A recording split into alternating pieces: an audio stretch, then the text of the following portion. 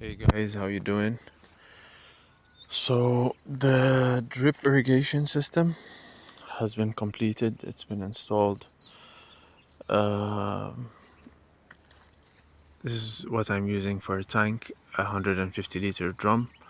I mix everything inside it, and there's a little pond pump inside there connected to this yellow hose that is connected to the feeding system. I have this here for a bit more pressure. And it feeds all these 44 babies, I think. Yeah. I'll give you guys a detailed report a bit later in the week. I still have a bit of work to be done. Sorry if I'm posting less, but it's a lot of work. Generally, the plants are doing quite great.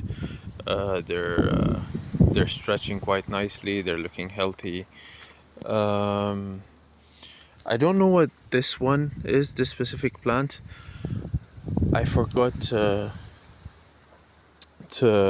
label it when I first planted it as a seed in the cup. So when I was transplanting it, I had no idea what it was. So I named it Unknown. If you guys can help me name this plant, that would be awesome.